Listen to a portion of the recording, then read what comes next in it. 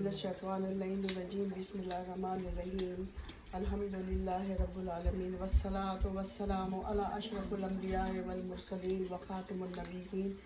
Sayyidina nabiyyina shafi'i dhunubina wa tabibi qulubina wa abul qasim Muhammad sallallahu Allahumma salli ala Muhammadin wa ali Muhammad. أما بعد فقد قال الله تعالى في كتاب المبين وخطاب المتين وصدق القائلين وقول الحق ربنا آتنا في الدنيا حسنة وقنا عذاب النار وادخلنا جنة مع الأبرار يا عزيز يا غفار يا رب العالمين. بسم الله الرحمن الرحيم. وقل إن كنتم تحبون الله فاتبعوني ويحببكم الله ويغفر لكم ذنوبكم والله غفور رحيم. درود بھیجیے محمد علی محمد. اللهم صل على محمد و آل محمد. آج میں صرف 2 آیتوں کے بارے میں آپ کو بتاؤں گی اور وہ ہے ان اللہ یاتی بالشمس من المشرق فاتابہا من المغرب. اور ایک آیت اور پڑھوں گی وقل ان کنتم تحبون اللہ فاتبعونی ویحببکم اللہ ویغفر لکم ذنوبکم واللہ غفور رحیم. اللہ تعالیٰ قرآن شریف میں ارشاد فرماتا ہے کہ میں تمہارے تمام گناہوں کو بخش دوں گا اور میں تمہیں جنت کی طرف لے جاؤں گا اور تمہیں جہنم کے گلے سے بچا دوں گا اور میں تمہیں معاف بھی کر دوں گا میرے رسول صلی اللہ علیہ وسلم پر. اللهم صل على محمد و آل محمد. رسول کی اتباع اطاعت اور پیروی جس نے کی اس نے سمجھو میری اطاعت پیروی کی اور اس سے میں راضی ہو جاؤں گا اور میں اس سے راضی ہو جاؤں گا اور اللہ کی جسے محبت مل جائے اس کا ظاہری بات ہے اسے جنت میں اسے جگہ ملتی. دیکھیں جتنے بھی انبیاء آئے ہیں ان کو اللہ تعالیٰ نے جتنے بھی انبیاء آئے ہیں ان کو کسی کو گہوارے ملا. اتنا ٹائم نہیں ہے کیونکہ میں نے بھی ایک اور جگہ جانا ہے. تو گہوارے میں کسی کو ملا, کسی کو جیسے حضرت عیسیٰ کو گود میں نبوت مل گئی. ہمارے نبی کو چونکہ ان کو پہلے پریکٹیکل کرایا گیا بعد میں تھیوری دی گئی ہے. تو جتنی بھی ڈیمونسٹریٹ کی بکس ہوتی ہیں کتابیں ہوتی ہیں جتنی بھی اس کو ڈیمونسٹریٹ کرنے کے لیے تو پہلے رسول صلی اللہ علیہ وسلم نے اللہ تعالیٰ چاہتا یہ تھا کہ پہلے وہ پریکٹیکل کریں بعد میں تھیوری آئے. جیسے قرآن مجید کو نافذ العمل کرنے کے لیے کیونکہ وہ اللہ چاہتا یہ ہے کہ میں جتنے بھی دنیا کے قانون ہیں وہ توڑ دے اور اللہ چاہتا ہے کہ میں اپنے قانون کو نافذ عمل کروں اپنے قانون کو جوڑوں. اللہ تعالیٰ کی جو ذات ہے کیونکہ وہ رہبر ہے آسرا آستانہ ہے اور اللہ سے محبت جنت کی طرف لے کے جاتی ہے. وہ جسے چاہتا ہے تیرا دیتا ہے, جسے چاہتا ہے ڈبو دیتا ہے, جسے چاہتا ہے وہ زندگی دیتا ہے, جسے چاہتا ہے وہ بخش دیتا ہے. اور اللہ تعالیٰ کی ذات کیونکہ وہ حی القیوم ہے. تو رسول صلی اللہ علیہ وسلم نے جب نبوت کا جب ہوا تھا, میں ایک چھوٹی سی بات جو میری اپنی ایک ریسرچ ہے کہ جب رسول صلی اللہ علیہ وسلم نے آپ کو پتہ کہ پریکٹیکل جب کیا تھا انہوں نے تو 40 سال کے بعد نبوت ملی تھی. تو اس میں اقرا اس میں بربے کا تو اس کا جو پہلی آیت نازل ہوئی تھی تو اس میں آپ یہ دیکھیے کہ قرآن تو 40 سال بعد نازل ہوا ہے نا, یہ تو آپ سب کو پتہ ہے. اور اس میں آپ لوگ پڑھتے ہیں کہ جیسے اللہ تعالیٰ کہتا ہے اے میرے محمد تیرا اخلاق ہر 2 صفحے کے بعد کہ اے محمد تیرا اخلاق سب سے بڑا ہے, تو اخلاق کے سب سے اعلیٰ درجے پر ہے. تو رسول اللہ کو محمد کا جو نام ہے اللہ کہتا ہے میں نے دیا ہے. یہ تو آپ سب جانتے ہیں نا, آپ لوگ قرآن پڑھتے ہیں. تو محمد کا جو نام ہے رسول صلی اللہ علیہ وسلم کا وہ میں نے دیا ہے. جبکہ میں نے جو ریسرچ کی ہے اس میں حضرت ابو مطلب اور ان کے چچا کیونکہ وہ یتیم تھے اور جتنا بھی پروان چڑھایا دیکھ بھال کی جس طرح سے انہوں نے زندگی گزاری ابو طالب اور حضرت ابو طالب کے گھر میں حضرت مطلب ان کے دادا تھے. تو نام اب جب میں نے سب جگہ چیک کیا تو نام مجھے جو ملا حضرت مطلب اور ان کے چچا نے رکھا تھا. اور 40 سال بعد جو قرآن نازل ہوا تو اس میں اللہ تعالیٰ کہہ رہے ہیں میں نے رکھا. تو میں یعنی جو ہم ہیں وہ کون ہیں؟ یہ وہ گھرانہ ہے جن پہ درود پڑھیے محمد علیہ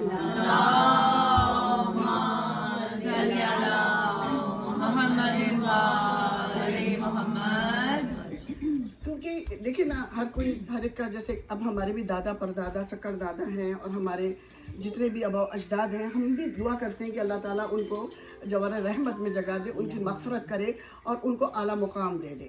تو اسی طرح ان کے دادا رسول صلی اللہ علیہ وسلم کے دادا حضرت ابراہیم, کیونکہ جب واقعہ معراج اگر آپ پڑھتی جائیں گے نا قرآن کی روشنی میں آپ کو لگ پتہ جائے گا کہ کس طرح سے رسول صلی اللہ علیہ وسلم جب معراج پر تشریف لے گئے تھے، تو جب معراج پر تشریف لے گئے تھے تو وہاں پر بیت المعمور، آپ کو پتہ ہے جہاں کعبہ ہے بالکل اسی کی سمت میں 7ویں آسمان پہ بیت المعمور ہے، جہاں پر جب وہاں پر پہنچے تھے حضرت جبرائیل امین کے ساتھ، تو حضرت جبرائیل امین نے فرمایا کہ یہ تمہارے جد امجد ہیں۔ تو حضرت ابراہیم جو تھے قرآن کے روح سے، جو قرآن میں ہیں ان کے جد کہلاتے ہیں، تو انہوں نے ایک دعویٰ کیا قرآن شریف میں، جو میں آپ کے سامنے وہ رکھنا چاہتی ہوں، جو میں نے اپنے طریقے سے نکالا ہے قرآن کے اندر سے۔ انہوں نے دعویٰ کا وہ قول موجود ہے قرآن کے اندر، اور ان اللہ یاتی بالشمس من المشرق فاتی بہا من المغرب، اس کا چھوٹا سا ایک واقعہ میں قرآن کی اس کی روشنی میں آپ کو سناؤں گی کہ حضرت ابراہیم جو تھے ان کے دادا تھے، تو وہ ظاہری بات ہے کہ جب وہ چاہتے تھے کہ نافذ العمل کرے اللہ کے قانون کو، لیکن جب حضرت ابراہیم دعوت حق دیتے تھے تو ہر شخص جو تھا ان کا منکر ہو جاتا تھا اور ان کے ساتھ دشمنی پہ آ جاتا تھا، سننا پسند ہی نہیں کرتے تھے اور ان کی باتوں کو رد کر دیتے۔ حضرت ابراہیم نے، آپ کو تو پتہ ہے کہ اینٹ پہلے رکھی تھی کعبے کی، تو اس میں جب حضرت ابراہیم نے دیکھا کہ میں ان کی اصلاح کرنا چاہتا ہوں، میں ان کو چاہتا ہوں کہ اللہ کی طرف بلانا چاہتا ہوں، اللہ سب چیزوں پہ قادر ہے، وہ لوگ سننا نہیں چاہتے تھے، تو یہ مذمت کرتے رہتے تھے بتوں کی، کیونکہ کعبہ اس جگہ جو تھا نا، آپ کو پتا کہ یہ جو کعبے میں جو پہلے بت جتنے بھی کافی، اچھا ایک بات اور میں نے نوٹ کی قرآن کے ذریعے کہ جتنے بھی ایمان تھا، جتنا بھی اسلام تھا، جو دین تھا، وہ حضرت ابو مطلب، حضرت ابو طالب کے گھر میں تھا، اس لیے کہ چاروں طرف تو مکہ مدینہ سے جتنے بھی لوگ تھے وہ سارے کافر ہی تھے۔ ان کے تو ایک میدان سجے ہوتے تھے جس میں ان کے دادا، سکر دادا، پر دادا، ان کے جو ایک خاندان بتوں کا لے کے بیٹھ جاتے تھے میدانوں میں، اور پھر دروازے پیٹتے تھے حضرت ابو طالب کا کہ بھائی باہر آؤ، اور حضرت ابو طالب کبھی بھی نہیں جاتے تھے ان بتوں کے لیے۔ تو آپ اس سے اندازہ ہوا کہ سارا ایمان تو انہی کے گھرانے کا تھا نا۔ درود بھیجیے محمد آل محمد۔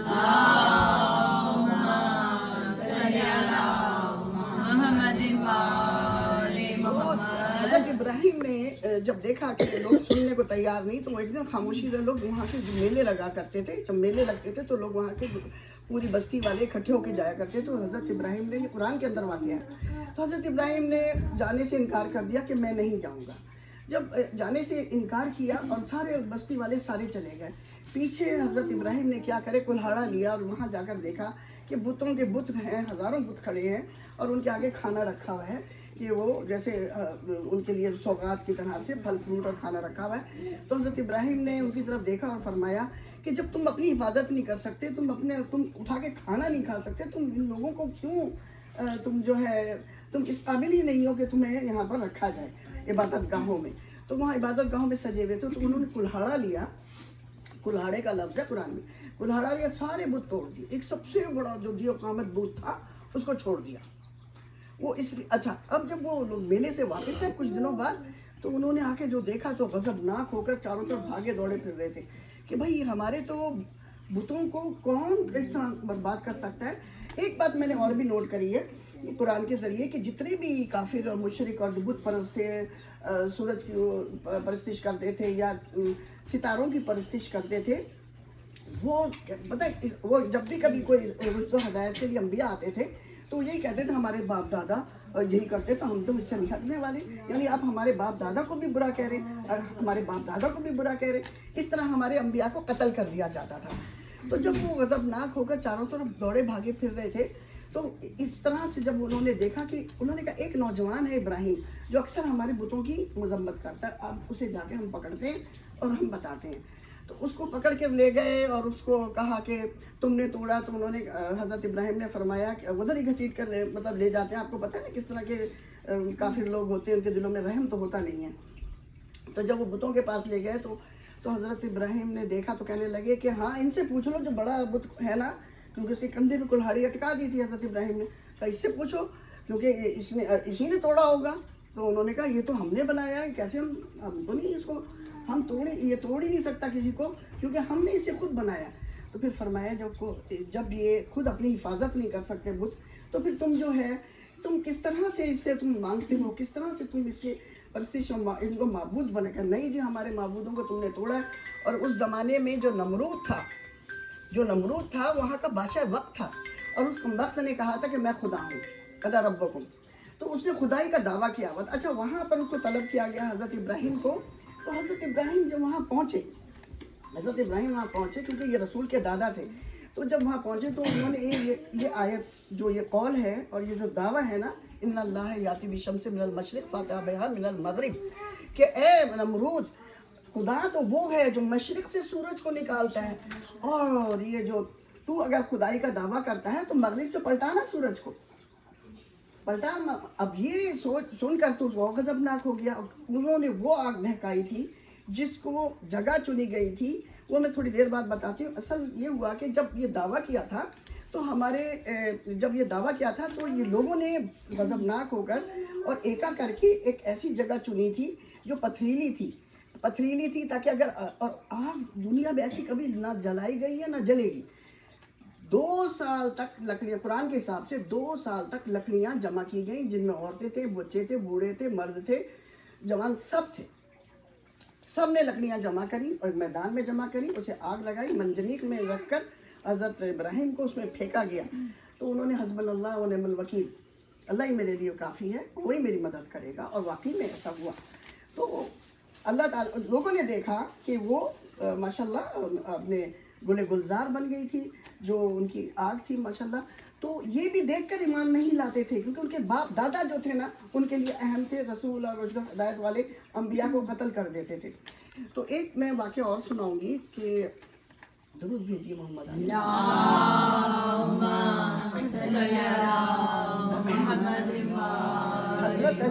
حضرت علی مدینے سے تشریف لائے مسجد نبوی میں. دیکھا کہ سوچا کہ میں نماز فرادی پڑھ لوں کیونکہ سورج ڈھلنے والا تھا. اب انہوں نے صدا دی کیونکہ قرآن میں ہے نا قرآن میں ان الذین آمنوا استجیبوا اللہ اذا دعاکم جیسے تمہیں نبی آواز دے پکارے لبیک کہو دوڑو بھاگو لپکو ان کی طرف جاؤ. تو یہ قرآن کی آیت ہے. دعاکم یعنی گرامر کے حساب سے دعاکم کا مطلب یہ ہوتا ہے کہ یہ جو صیغہ ہے نا واحد ہے یعنی گرامر کے ساتھ واحد ہے یعنی اللہ رسول کی جب صدا ایک آواز مطلب 2 آوازیں نہیں آ رہی ہیں اگر گرامر کے حساب سے دیکھا جائے تو آواز ایک ہے کہ جب رسول پکارے دوڑو. تو جب آواز دی علی میرے پاس آ جاؤ تو حضرت علی قریب انہوں نے جب قریب بیٹھے تو حضرت علی نے اپنا سر ان کے زانوں پہ رکھ دیا. اب نماز جا رہی ہے اور سورج غروب ہو رہا ہے. انہوں نے اپنے زانوں کو ساکن کیا اور اسی طرح سے بیٹھ کر نماز ادا کی. دیکھا کہ رسول اللہ سو گئے. کتنی دیر میں رسول اللہ کی آنکھ کھلی. رسول اللہ نے پوچھا علی کیا نماز پڑھ لی ہے؟ فرمایا یا رسول اللہ سورج غروب ہونے میں چند ساعتیں تھی کچھ سیکنڈ تھے تو میں نے جلدی میں نماز ادا کی. ہاتھ اٹھا کے بلند کی اور فرمایا اے پروردگار عالم. یہ ہزاروں لوگوں کے سامنے واقعہ ہو جو میں سنا رہی ہوں اور ابھی بھی مدینہ میں یعنی کہ نسل در نسل یہ بیان کرتی ہے. تو اے اللہ اے پروردگار علی میری اطاعت میں تھا اور تیری اطاعت میں تھا اور تیری اتباع کر رہا تھا وہ میرا اتباع کر رہا تھا. اے سورج کو تو واپس پلٹا اے میرے رب سورج کو واپس پلٹا اور ڈوبا ہوا سورج علی کے لیے واپس آیا. درود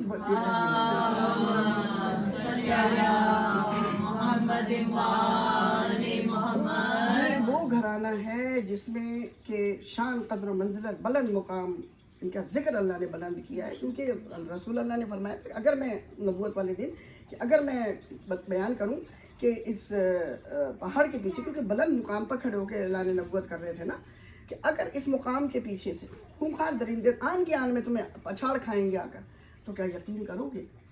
اعلان نبوت پہ خاموش تھے لیکن کہا آپ صادق ہیں آپ امین ہیں ہم آپ پر یقین کریں گے لیکن اعلان نبوت پہ خاموشی تھی. یہ چیز آپ دیکھیں. تو اللہ تعالیٰ قرآن شریف میں جو ہم تو یہ دعا کر رہے ہیں جو ابھی انہوں نے نام دیے ہیں کہ ہم اپنے مرحومین کے لیے اور اپنے دادا پردادا سے جتنے بھی ہمارے گزر گئے ہیں جو گزر چکے ہیں ہمیں ان کے لیے دعائیں مغفرت کرنی چاہیے تاکہ اللہ وہ بھی خوش ہوتے ہیں جب آپ ان کا سورہ الحمد پڑھتے ہیں یا ان کے لیے دعائیں کرتے ہیں.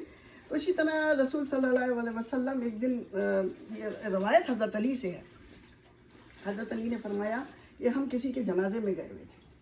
ہم جب جنازے میں گئے ہوئے تو ہم نے دیکھا اس میں کچھ تھوڑا سا تاخر تھی یعنی تھوڑی سی ایسا وقت تھا کہ اس کو دفن کفن میں تھوڑی دیر ہو رہی تھی.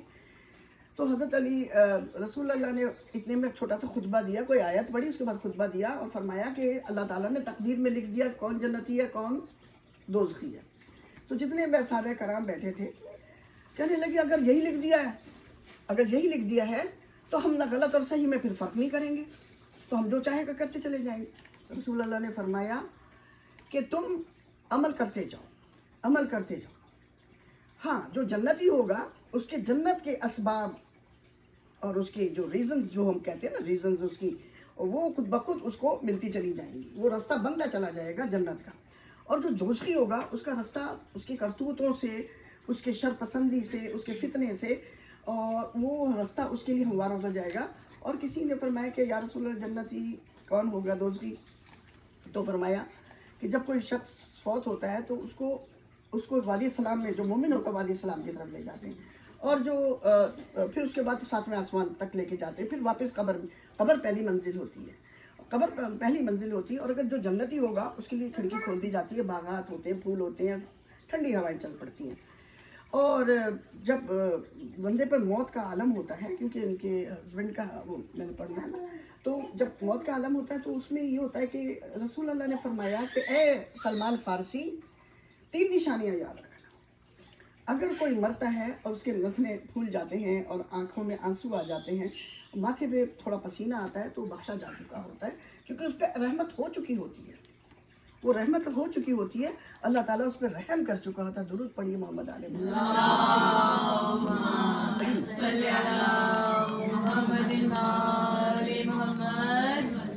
तो अल्लाह ताला की एक बड़ी अहम तरीन आयतें हैं अल्लाह ताला ने कुरान शरीफ में, जो मैंने रिसर्च की हैं, वो आयतें इस तरह की हैं कि अल्लाह ताला फरमाता है कि जो शख्स जन्नती होगा तो उसकी कुछ निशानियां होती हैं, दुनिया में लोग पहचान लेना चाहिए कि वो अल्लाह के नाम पर बड़ा खर्च करता होगा और खैर और शर में तमीज़ करता होगा, खैर क्या है शर क्या है, और चीज़ों को जो है जैसे कुछ भी आपका हक चीज़, कोई हक बात पहुंची है, कोई हक मामला आप तक पहुंचा, तो आप उस पर ये उसको फ़रोग देंगे, उस पर झुटलाएंगे नहीं कि नहीं हो ही नहीं सकता, ये आयत हो ही नहीं सकती, मैं रिसर्च करूँगी, नहीं। जब आपके पास हक और सच आ जाए और तो फिर आप उसको माने। ये नहीं है कि हक और सच आया तो आप झुटलाए जा रहे हैं, नहीं, क्योंकि रुश्द हज़ार के जितने भी अम्बिया आए उनको कत्ल किया गया, उनके सच बोलने पर, उनके हक बोलने पर वो कत्ल किया गया, क्योंकि सिलसिला चलता रहा, हक व बातिल का सिलसिला चल रहा है जो अज़ल से अब तक चलेगा। जैसे हज़रत ईसा का मुकाबला हुआ फ़िरौन से, इस हज़रत मूसा का रोमन एम्पायर से हुआ, और इनका हज़रत जो हैं हमारे देखें हमारे रसूल का ये करबला का वाक़या, तो ये हज़रत इब्राहिम का जो हुआ नमरूद से मुकाबला हुआ। तो ये बातिल क़ुव्वतें हर दौर में आई हैं। तो दुरूद पढ़िए आले मोहम्मद पर।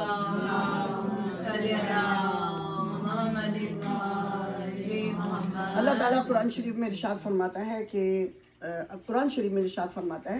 कि हंसो कम रोज़ ज़्यादा, हंसो कम रोज़ ज़्यादा। और फिर फरमाया ए मूसा, कुरान के अंदर के वाक़े आपको सुना रही हूँ कि हंसो कम और रोज़ ज़्यादा, ए मूसा तू अपने आँख के आंसू और दिल का रजू मुझे दे दे, फिर दुआओं का कबूल करने वाला तुम मुझे पाओगे। अब वैसे भी आप देखें ना, जब कोई रोता है दुआ करता है तो दुआ अल्लाह ताला कबूल कर लेता है, क्योंकि एक फितरी अमल है, रोना एक फितरी अमल है। और दूसरी बात ये कि जब बच्चा पैदा होता है तो वो रोता हुआ पैदा होता है, और जब नहीं रोता तो उसकी ज़िंदगी के लाले पड़े हुए होते हैं, ज़िंदगी उसकी ख़तरे में होती है, उसे बुरी कई तरीक़ों से सुलाया जाता है, और जब नहीं रोता तो आपको पता है वो मौत होती है। तो रोना जो है एक मुस्तहिब अमल है, और कुरान शरीफ में अल्लाह ताला कहता है अगर किसी को पता चल गया कि मौत का दर्द, कि कैसे रेशम के कपड़ा जैसे उस पर डाला जाता है, कांटेदार दरख्त पर खींचा जाता है, रग रग कट जाती है, तो लोग हंसना भूल जाएंगे। तो अल्लाह ताला फरमाता है कि हंसो कम रोज़ ज़्यादा। और हमारे सोगवारान, जितने भी हमारे करबला के सोगवार बेवाएँ थी, उनको रोने नहीं दिया गया, और उनके आंसू खुशक नहीं होते थे। जब हज़रत इमाम हुसैन का सर आया था ना उम्मे रुबाब के पास, तो पानी का घूंट से ज़्यादा उनकी आंखों से दरिया बहे थे, क्योंकि शाम गरीबा पर तो ये सोगवार जो इनका सदाए गिरिया और ये मातम कभी ख़त्म नहीं होगा, ये मातम जो है क़यामत तक बरपा रहेगा, क्योंकि जहाँ नबूवत का सिलसिला ख़त्म हो रहा था, वह इमामत को क़यामत तक अल्लाह ताला ने बरपा रखना था। दुरूद भेजिए।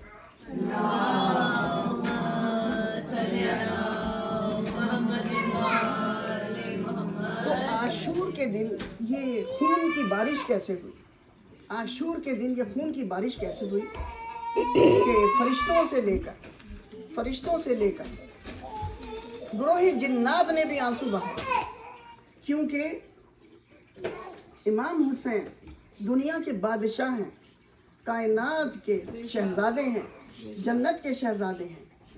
तो ये आशूर का जब सुबह हुई थी, जब आशूर की सुबह हुई तो बड़ी दर्दनाक हुई है। हज़रत अली अकबर ने अजान दी और उसके फ़ौरन बाद जैसे ही तीरों की हज़ारों तीर चले, क्योंकि लाखों का फौज था, और जो बेचारे नमाज पढ़े थे खेमों के बाहर, वो सारे के सारे शहीद हो गए।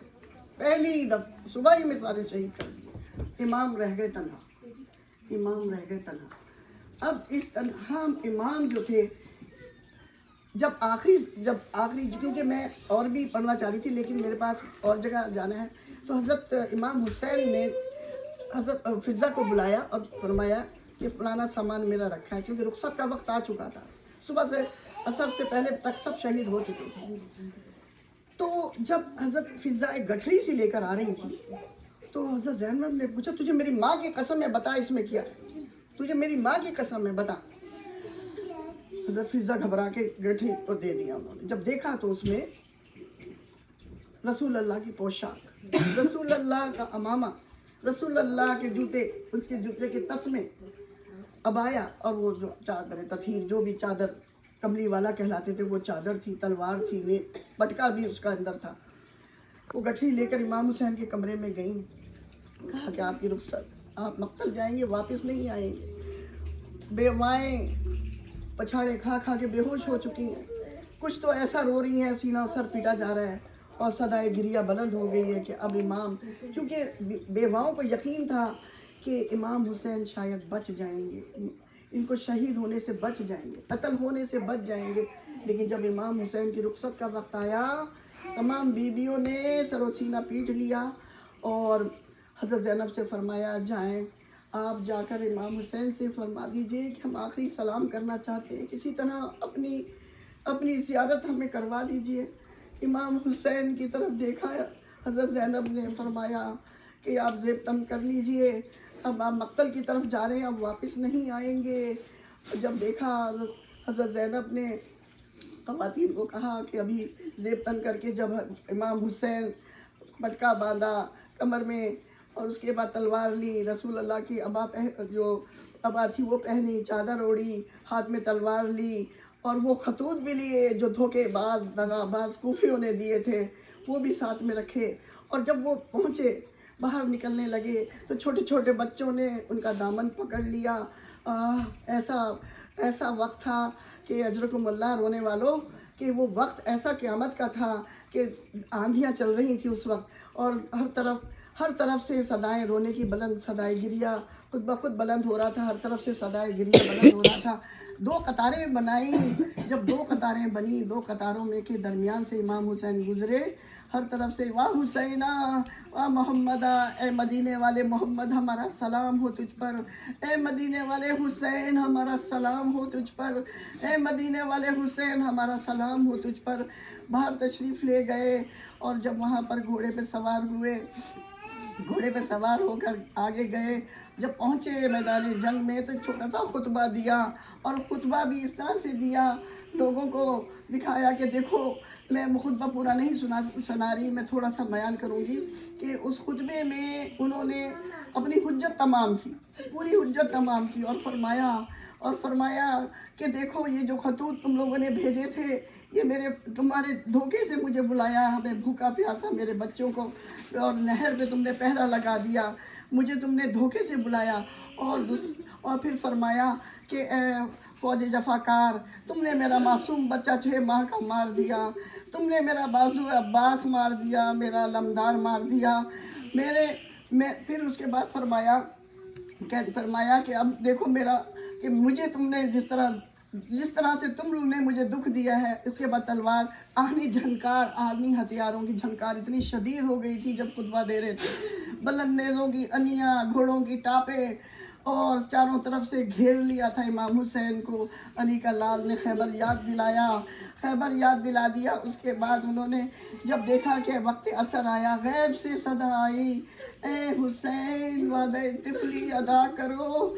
अपनी तलवार को म्यान में रखा और फिर घोड़े से बाहें हमाइल कर दी। उसके बाद नीचे सजदे की तरफ गए, नमाज पढ़ने के लिए, सजदा करने के लिए नीचे नमाज पढ़ना शुरू की। एक तो लश्कर वालों ने नमाज की कि जल्द से जल्द इमाम हुसैन का सर काटो क्योंकि हमने नमाज पढ़नी है। और दूसरी नमाज जो थी एक हमारे तन्हा इमाम पढ़ रहे थे, एक तन्हा इमाम पढ़ रहे थे। और वो नमाज आप देखें कि जब नमाज पढ़ी तो पूरा जिस्म तीरों से छन्नी था, पूरा जिस्म छन्नी था। जब सजदा किया, शिमरे नईन ने खंजर लिया। जब वो पुष्ट पे सवार हुआ तो जो तीर आगे छाती पे और सीने पे लगे थे वो ऊपर की तरफ निकल गए, खून का फुव्वारा निकला। उस शिमरे नईन के वजन से तीर ऊपर की तरफ निकल गए। और जब शहीद हुआ तो हज़रत इमाम हुसैन को जब शहीद किया तो सियाह आंधियाँ चली,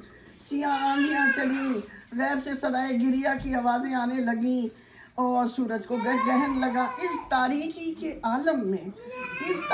आलम में तीन चीज़ें देखी गई कि कोई चीज़ नीचे से ऊपर की तरफ गई, कोई चीज़ ऊपर से नीचे की तरफ आई, और एक ऐसी चीज़ थी जो बेकरार और लाशाए हुसैन के गिर्द चक्कर काट रही थी और बेकरार चक्कर काट रही। जो सबसे नीचे से ऊपर की तरफ गई थी वो सबसे बुलंद नेज़े पे सर इमाम हुसैन चढ़ा दिया गया था। और जो ऊपर से नीचे की तरफ जो चीज़ आई थी वो हज़रत जिब्राइल अलैहिस्सलाम बेकरार बेचैन होकर ज़मीन की तरफ आए थे। और जो चक्कर काट रही थी दीवाना वार वो दुखियारी बहन थी। दुखियारी बहन, मेरे भैया, ऐ मेरे भाई, मुझ गरीब को कहाँ बेसहारा छोड़े जाते हो। और जब छोटे छोटे बच्चों ने जब सदाए गिरिया सुनी, कत्ल हुसैन बिकर बला, मासूम बच्चों ने पानी नहीं मांगा, प्यासे मर गए, लेकिन उस बाद पानी नहीं मांगा। जब से ये गिरिया सुना उन्होंने पानी नहीं मांगा, प्यासे मर गए। और बेबकना वो चादर मेरी बीवियों को फैलाया गया। अल्लाह